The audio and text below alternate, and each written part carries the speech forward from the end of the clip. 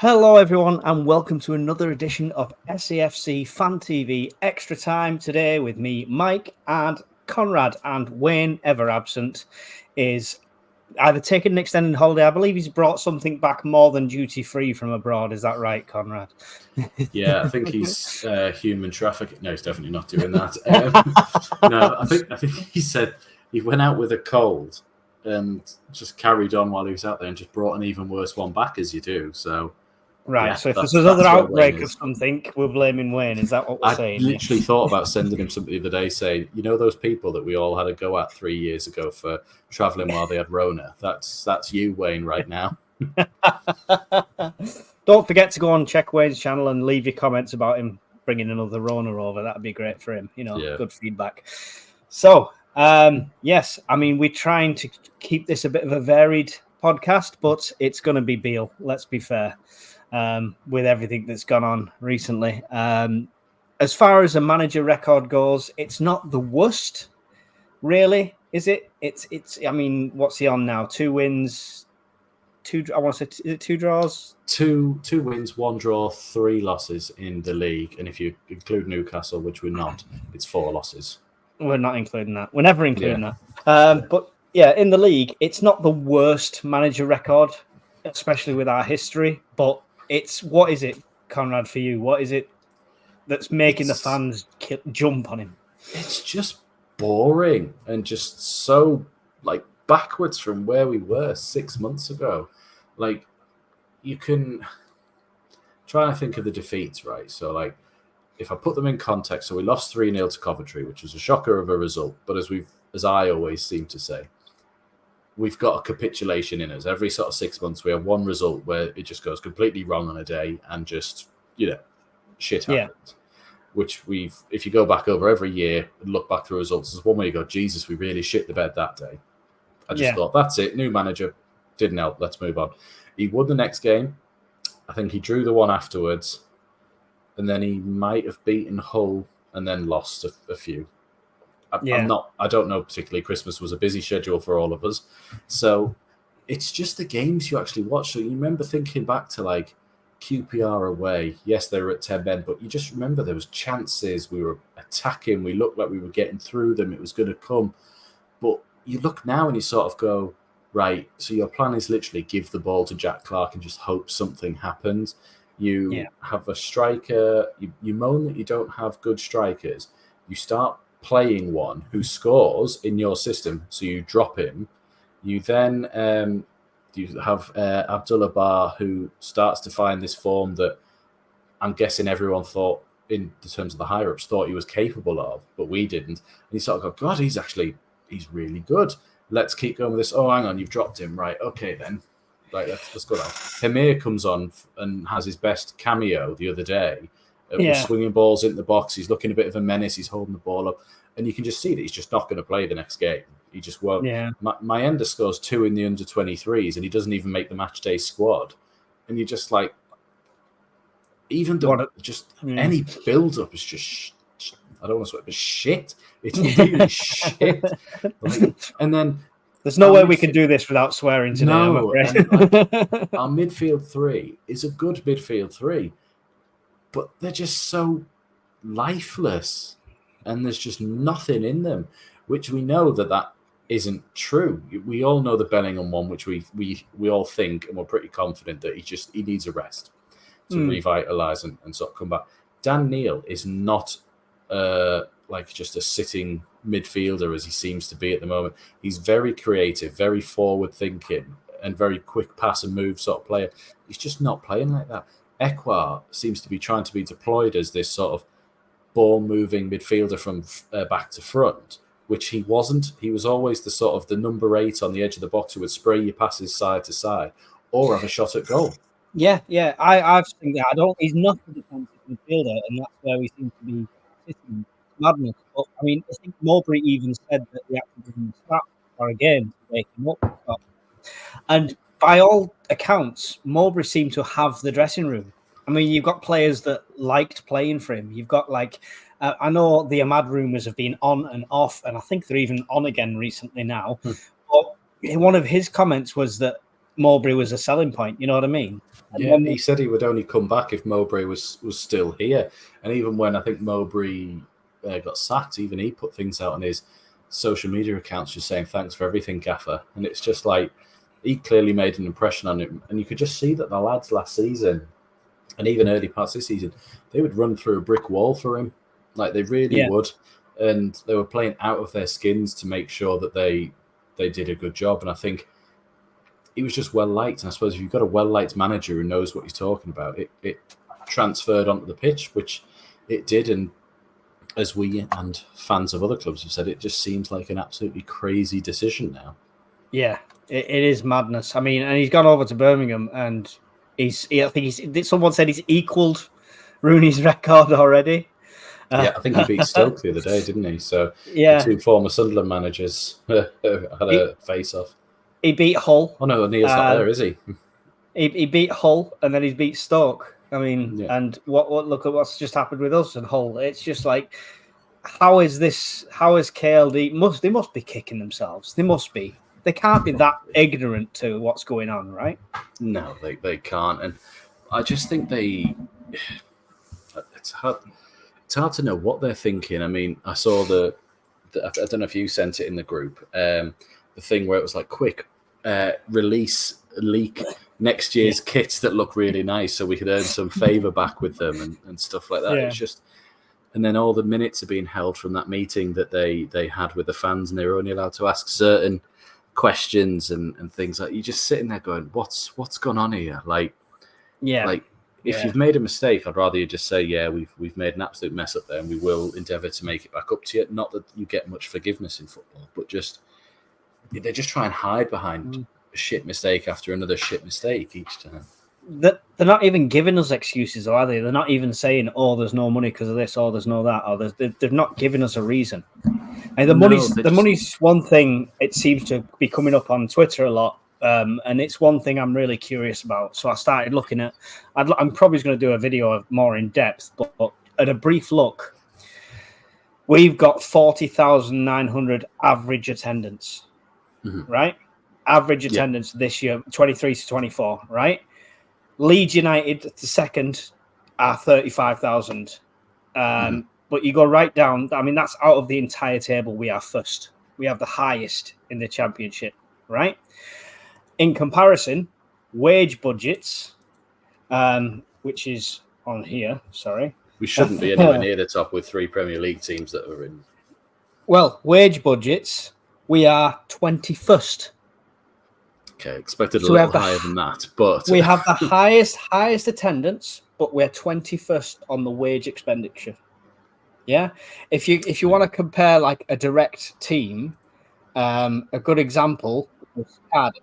Right, the Cardiff get 21,000 attendance. Their adult tickets, if you just want to go to a single game, are £24.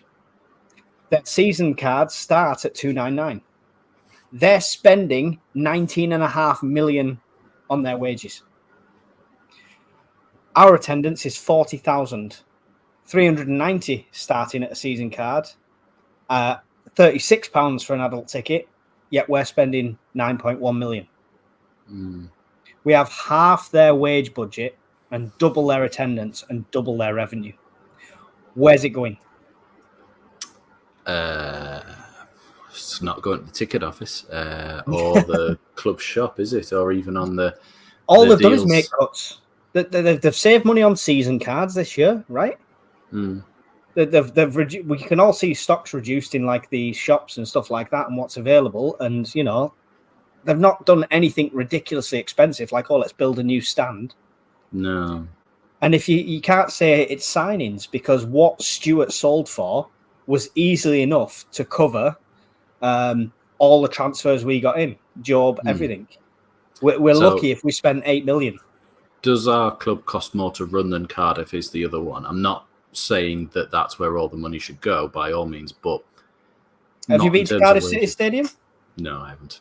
It's quite nice. It's quite big. It's decent. That's where the hosted the Wales Fitness Expo. They did have a new one before the Premier League, didn't they? It's a relatively new stadium, last decade or so, isn't it? Yeah. Because before, I don't want to. I mean, I might be completely wrong. I was going to say they played at the Withdean, but that was Brighton before the Amex. I don't know. They did play somewhere else. I remember when Ross Wallace scored a free kick down there, and it was like 4-corner open-ended shed. That's not like definitely not that stadium anymore. No, it's definitely not anymore. But like I say, even if it was a bit lesser, it's obviously got a bit less capacity. But even if that's the case, they've got ticket guys on every single turnstile. They're paying more staff than us clearly on a match day. I cannot see possibly our expenses being double theirs. No, bit more maybe, but not double. Does wage bill take into account your paying your former players and stuff like that? I assume. I assume so. I mean, I'll be honest. The wage bill thing I've pulled up. I mean, someone might drill more into detail, but it was just from Planet Football. Okay. I just remember it was this podcast I watched probably a year or so ago with Danny Mills on, when he was saying he left Charlton, was at Man City, I want to say, wherever he was, and he went at one point he was getting 4 paychecks a week from all of his clubs, because when they leave, at the time they still paid you and didn't pay you off in lump sums. So he was getting like 10k a week from Man City, and he was still getting like 4k a week from Charlton for another 2 years, and then Wolves, when he went out on loan, I don't know how it all works, but he was basically saying he got 4 paychecks a week from clubs, but he was only playing for 1. But I mean, our big expenditures over the last, you've got to imagine, how long has it been since we were in, you're talking the start of League One, when we got rid of the likes of Rodwell, Dillabodji, Kone, and Don, Catamole as well, Oviedo. The ones that were on big money, and that you would have thought it's been 5 years since then, they would have moved on by now, and you wouldn't be paying them anymore. No, definitely not. And even if your club's in debt and got huge bank loans, there's payment plans in place where you don't end up bankrupting a club. That's a given for anyone. It's just literally an upside down scale. Attendance, wage budget. It's and then we're umming and ahhing over someone like Kiefer Moore because of the wage contribution. He came on today against Liverpool. I went, oh no, they're using him. Yeah, well, this is it. But it's absolute madness. That's my. I wanted. If anyone is watching and is in the comments and has a bit more of insight into this, please by all means fill us in. Let us know what you think. But even if we are paying a bit more for this, that, and the other, I don't understand where all this money is going or being hoarded. And I think people are getting a lot of that at the minute, especially even if you just drill down to the Ross Stewart one and just go, well, where's that gone? Like, I mean, you can break down. I think I was looking roughly on Transfer Market website, and with like Job was €2 million, I believe. Yeah, it's 2 or 3, I think I remember reading. Yeah, and if you go through the signings, it adds up to roughly just over 8. So you could say that's gone there, but that doesn't take into account any money that you got, because I don't know what we got for Bat, Liadji, Gooch. I don't know what came in for them. So that doesn't take any of that into account. No, but we're also not taking into account how much it costs us to run a home game. But I'm not playing devil's advocate, but it costs you money to have all the people in there on but staff. At 40,000, if you've got 40,000 people in attendance, you should be able to run a home game with half. You should be able to make your money off the food and drinks in there, or even shirt sales at the start of the season. Really, doesn't make sense. Something does not add up. So, but yeah, I don't feel they're taking the money out of the club like Donald does, because at some point that comes out, because when they have to release their finances, you easily see where stuff goes, which we didn't see last year, we didn't see the year before. But I'm not saying they're not capable of it. I think they're very capable of it. I just think it's probably them trying to, because am I trying to give them credit, or am I still annoyed at them? I don't really know here. I don't know. Now, I'm not sitting on the fence, as it were, but when you're a bit like, there might be purely legitimate reasons they're doing it, but like you say, if they don't say anything, that's it. If we to us, like if they came in and said, "Look, right, we're still paying off Jack Rodwell for X amount of money because we're still paying Ricky Alvarez's deal off because we always seem to lose another court case about that one. We're still paying that off at this much per month. So that is that's hampering us with X, Y, and Z. So it means that we only actually get this much from a game day, from a match day at home. We don't get this much from the telly. We don't get this much from you go, okay, fair. Like you've explained it, you've gone from there. But the fact that they're just silent on everything, apart from when they couldn't be silent over decorating the stadium, and all they did was just go, "Yeah, sorry, we got that wrong." Right. Just... But if it's legitimate, they're literally running at running costs. What happens if we get that fed up that people do start boycotting games and our attendance goes from average of 40,000 to 15,000 because people are just falling out of love with the club? They'll sell players. It's just a slippery slope. It's a slippery slope. Yeah, exactly. They'll be ringing West Ham back up and going, well, we said we were holding out for 25. Would you do 12? they do shite like that. Like Donald when he sold Barley Mumba for like a couple 100,000, and you were sitting there going, yeah, he wasn't a first teamer at the time, but you could see there was like potential there to grow with us, and then he's playing in this level now anyway for Plymouth Argyle. According to Transfer Market, the only sale we've had like properly is legitimate, like everyone knows the numbers, is Ross Stewart. Like say them 3 players we don't know, and everyone else was free. I don't imagine Bath was very much because he was in the last year of his deal and everyone knew it. I imagine we probably took peanuts for him, as in just to sort of pay off the last of his wages for the year. Yeah. Same with someone like Gooch, because he had a year left, and Lahaj, I think we probably just took whatever we could just to sort of cancel the money we paid for him and stuff like that. So maybe it's not the fact that they're not reporting on it. Maybe it's just it's almost like it negatived itself out, if you get me. Yeah. What do you think of... I feel I'm being too fair to them. I feel like I'm just being too nice. Yeah, well, we'll leave that one now for the comments to see what their 2 cents is. But, I mean, one thing I did want to ask you about is the Pritchard situation. What do you think of that? God, right. I know we've discussed that sort of thing, but... We were speaking about this before, and I saw you put a short out about it, which is a very good short that you should all go over and watch. It's like we were saying, it doesn't make sense for it to be... So the narrative has to be you were told not to play Pritchard or play other players instead of Pritchard, because there's no way Moby would just go, I just don't fancy him. Just don't fancy him. Like, I've got this, and this over him. Why would I play Pritchard? And then get sacked from Sunderland, and the first player that he comes to is goes, do you know what I need is Alex Pritchard? Like, yeah. Like, he didn't even go for, like, do you know what, I'll get Bradley Dack. Someone like that. Like, I know he's injured, but you'd sort of think he knows Dack more, and he was probably a bit instrumental in getting Dack to Sunderland. So he's gone, do you know who I needed? Alex Pritchard. And that'll show them that is exactly what we needed and what they had in them. I look back to the derby, and I don't want to, but the only player that gave us any sort of drive forward and caused the Mags any kind of problem was Pritchard 2 or 3 times. Like, yeah, he looked the most dangerous to score, didn't he, at one point? And he actually looked like, do you know what, I'm giving this a go. I'm not being the one at the end of the game that they all go, yous was shit and you bottled it. He went, I'm not having that. Like, I've got a bit of pride about me. I want to be thought of as I gave this a go. I don't know. It's just ridiculous. I'm glad they rejected it, but I don't for a second think it's because they don't want the money. I think it's because they thought we can't have any more bad press at the moment. So they would rather see him leave on a free at the end of the season than go, we sanctioned 500k for him and just let him go. And you'd be like, are you on crack? Like, letting him go with 6 months ago. Who are you bringing in? Because French Dave isn't ready to play every game. Bellingham needs a rest, and Dack's injured.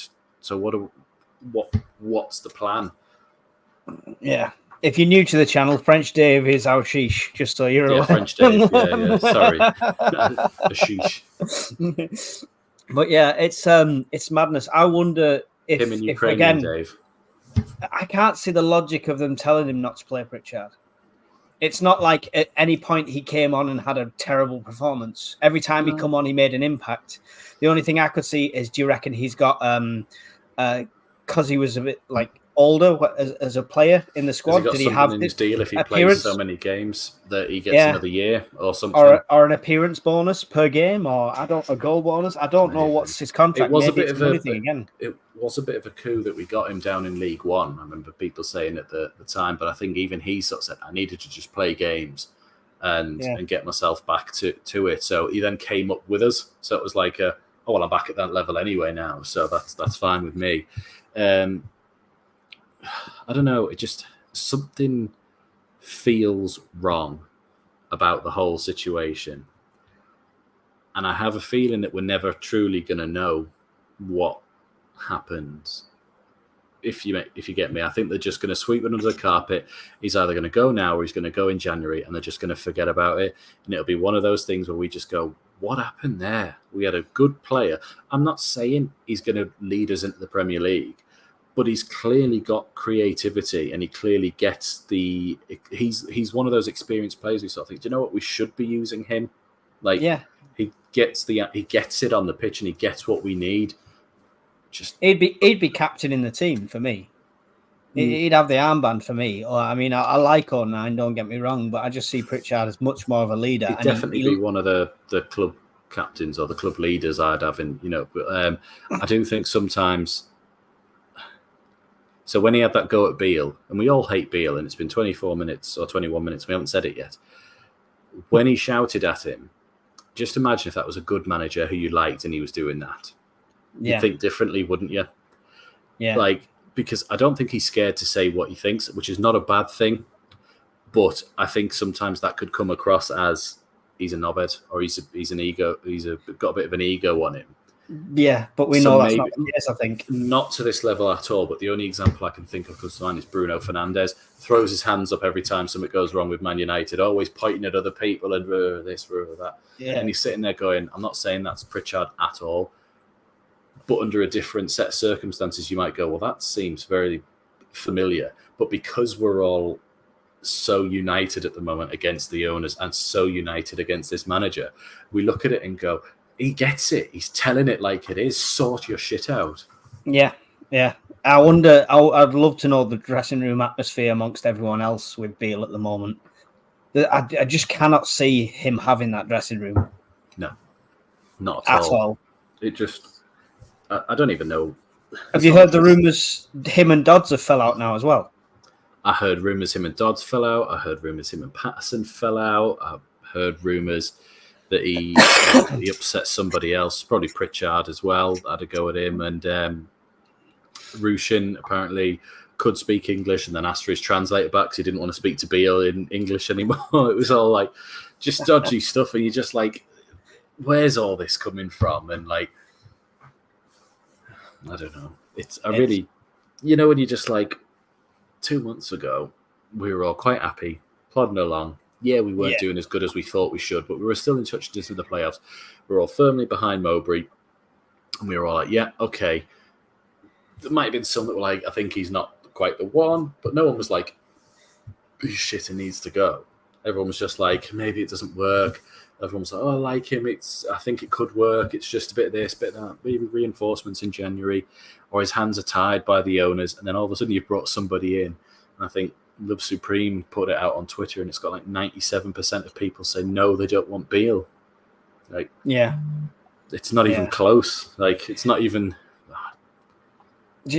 What do you think of the club banning people saying Beale out on blocking people on Twitter saying Beale out? Because I mean, it was quiet for a while. Beale was trending for a few days, but Beale out wasn't. But even bigger accounts now, much bigger accounts have started putting the hashtag in. They can't be held to ransom by the club. Yeah, exactly. And no one should be. You should be able to have yours, especially on a platform as can be as awful as Twitter. That's the whole point of it, that you get your saying. Yes, they can block it if they want, but it just seems so pathetic for a club to I don't want to see people talking about my manager like this. It's it's just ignore it. You're a football club. Get over it. You're not a person taking this. And then you see in Beale's press conferences where he's doing exactly the same thing that he did at Rangers, where it's like, oh, fans just need to, get on side with us all and do this, that, and it's like, that's not going to help. You're making a rod for your own back here. What you actually need to do is maybe start listening to us. Like, do you ever think we know our club more than you? Yes, you might know, you might pretend that you know football more, but as evidence would say from your last 3 jobs, you don't know football. I feel a bit of an idiot myself for singing his praises and defending him when he first came in against all it was fun for 3 days, but after then it swiftly went downhill. Yeah, this isn't our casual podcast where we normally just go off on a tangent. We've actually talked about current stuff that's doing our head in, and I don't know if fans are going to like this. No, do you remember when Phillips and Quinn were in? Yeah. Remember my shout for Kieran Richardson for the best winger? What a shout that was, by the way. What do you think that Hartlepool's got a better manager than us now? Yeah, I saw that. He's working his way up through the North East clubs. So it'll be Hartlepool. Then who's next? Is Carlisle after that? And then it'll be probably us or Borough, whoever's the lowest at that point. It'll definitely be us because Borough's got a much higher wage budget. Yeah, definitely be us then. Honestly, I'm not saying I'd want this because I want someone with a bit of I want Will Still, really, is what I wanted. Or I wanted Steve Cooper. But if Beale had to go, I'd get Phillips in. Sorry. It was coming and I couldn't stop it. That's fine. But I mean, the thing is, I don't think they'll go back to Will Still now because they would have to admit so much stuff. And I think if they keep the current model, we'll never get anyone. No. Nobody wants to be head coach under Speakman. You're either a manager or we're stuck with what we've got. This is probably why we didn't get Roy Keane 2 years ago, because he saw this. Alex Neil saw it as an opportunity to get himself back out there and get a better opportunity. And when Stoke came along, he jumped at the first one. Says all it needs to say. Mowbray was working with his hands tied, and when he started speaking out against them, they got rid of him. Yeah. That's the madness. They're absolutely crazy. So, I mean, what's your thoughts on all this then? So I know, like you said, you were Beale in forever for like 3 days solid. And then what's your feelings on the games he's done so far and where it's going wrong? It's nothing to do with like results. It is literally nothing to do with results. 2-1, 1-0. We're not like getting absolutely trumped every week. As I've been a football manager at Sunday League and Saturday League level, like amateur level, and he's just useless. It's making the biggest fundamental mistakes. Oh, look, that player's in form today. Let's take him off the pitch as we're losing. Oh, he's had an absolutely great game. I won't play him. Like you said with Meander, he's got 2 goals in the under-21s. Let's reward him by not putting him on the team. I just literally, my mind's boggled how this guy is a manager. I was meant to send you something before. So it's 2 stats. Let's have a look. So it's from an account on Twitter called the Mackham Analyst. So I'm not taking credit for any of this by any means. So 4 out of 5 of Sunderland's lowest XGs this season have come in 4 of 6 of Mike Beale's games in charge. That is Rotherham, 0.35, Preston, 0.5, Middlesbrough, 0.55, but it puts a star under Tony Mowbray, where he played half of that game with 10 men. Hull at home, 0.7, and Ipswich away, 0.8. Then it skips on to another part, because someone asked, I'd be interested to know about the XG conceded, so from the other team. So it went under Mowbray / Dodds for those games. We conceded XG of 0.98. So it was almost like, I think it's like 1 shot or 1 goal a game is what we were giving away. Whereas under Beale, we're giving away 1.3. We're not creating as much is the long of it, is the short of it, and we're giving away more opportunities now. But I don't even think that's the reason everyone's on his back. I don't think it's the stats or the results. I don't think they're that dramatic that it would make you hate a manager that you used to like. Yeah. It's literally him. his tactics and him as a person, there is zero passion on the side of that ground. Yeah, it's. I think there was a bit for me, and I normally wouldn't like. So like you have moments with players or managers. So when we had Chris Coleman, and we beat Burton 2-0, and he came out supporting the fans, and he did like, come on, like a rousing sort of thing, and you were like, I'm on board with this. You get it, and you understood what that meant to everybody. You had. I'm trying to think of another example of a decent manager. Alex Neil away at Sheffield Wednesday in the playoff second leg where Robert scored the winner, and you just saw this like outburst of sheer like joy and emotion from him that he pulled it off and that we were going back to Wembley, and you're just like, right, I'm on board with this here. And then you look at Mike Beale, and we got a winner against Hull.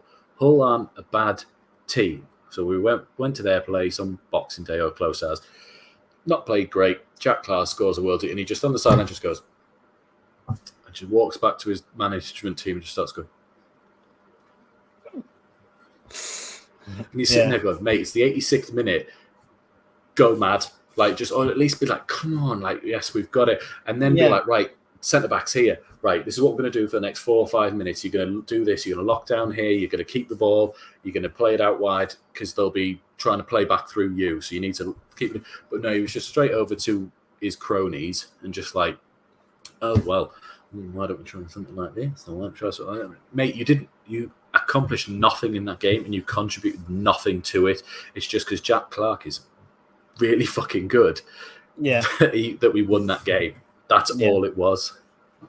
Yeah, it's. Sorry, I just really hate him. Really, It's not even that I really hate him. He's not done anything drastically wrong. He's just not the right. He's done everything drastically wrong. It's just he's done nothing. That's the problem. He's done nothing. He's not done anything drastically wrong. That's he's doing things wrong. Doing nothing is still doing things wrong. But again, well, doing something wrong. Playing out the back against Newcastle, massively wrong. Everyone in the stadium could have told you that before the game. As long as we can play out from the back against this really high-pressing team, maybe try and get it further into midfield for them. Yeah. No, I trust Ekwa. I trust the goalie for his short passing. Right, mate, you've been here 3 minutes. Like, what are you talking about? But the fact that Pritchard wasn't getting played off Mowbray, and clearly that sounds like it was coming from above now, the question is, how much is Beale picking this team anyway? How much can he do without upsetting the real man in charge? Well, you're a puppet. That's a good question. However, Mowbray managed to accomplish all this stuff with his hands tied for a year. Mowbray got a sixth in the championship with a team that shouldn't have got sixth in the championship. Yeah, I just think he's a better manager. If you had a choice between them two in a half-time dressing room, when Peter Reid's not an option, I'd have gone for Mowbray. I think Mowbray knew how to be a man manager rather than Beale, who I think thinks he's a tactician and is actually just shit. So, Mr. Peter Reid, if you are watching, One Last Dance. Yeah. I always think of One Last Dance. I had my Sunderland shirt out the other day, the one from our promotion season, and I've got Defoe on the back of it, and I'm just like, right, why did I think that was a good idea? And he left like 3 weeks later. I've got a top somewhere with Keane on the back still as well. Yeah. Oh, well, that's all right. Could have been worse. My brother got a Rodwell shirt. So. Oh God, yeah, that's certainly soured, didn't it? Yeah. So yeah, it's we have stayed dramatically on topic, haven't we? This is should we have the last 5 minutes just about like anything else? Like, what about the Hummel kits? Are they real? I hope so. They look lovely. I mean, obviously, I haven't seen much of the away one, but it's definitely a play on that. The white. Is it a Hummel one? The other one, with the sort of starred shoulders. Yeah, and stuff like It's definitely a play on that one. But I really like the red and white one. And this is going to sound stupid when I say this sentence. It's very red, which is why I like it. Like the shirts lately have been too white. Like, so 2 seasons ago, it was that faded white at the top, and now we've just got a solid block across the top. Then we had big white patches over it, and you're just like, how can you get red and white stripes wrong? Last season's was lovely, actually. I really wish I'd got it. I didn't like the black down the line. The fade one? No, the fade one was 2 seasons ago. Yeah. But that was a nice one. But we've just done it again this season, but just instead of a fade, just done a direct line. I wasn't a fan of the fade one. It looked like me nan had washed it. That's just I've got a few tops like that. It was different. But then last season's was okay. But yeah, these Hummels one, lovely in the red stripe. You've got all the detail of the ship from the old badge. The badge looks like it's embossed, so it looks like it might actually be sewn on. We're wishful thinking here, but it probably isn't. But the little chevrons for the Hummel kits along the top, it looks very nice. Yeah. Do you reckon this is a Speakman and KLD ploy to... Well, we said that earlier on, didn't we? We literally said, do you reckon that's exactly what they've done, and just got quick release something that we've done good, just so that we can earn a bit of favour. Next, they'll be like, oh, guess what? We donated all the Ross Stewart money to cancer research, and you just like you stop it. Well, an interesting thing. If you follow, if you're on Twitter a lot and you follow the team, when there's a game day, it's very active. When there's not a game day, there's a post once a day, something like that. It's the most active I've seen it on a non-game day. It's like somebody in the social media section is going, quick, get something out. They've got to talk about this instead. Jack Clark's century coming up. Patrick Roberts signed on this day 2 years ago. I saw that on Instagram. Yeah. It's like, right. It's like they're desperate for us to talk about anything else. So quick, they'll forget about transfers if we mention someone we signed 2 years ago.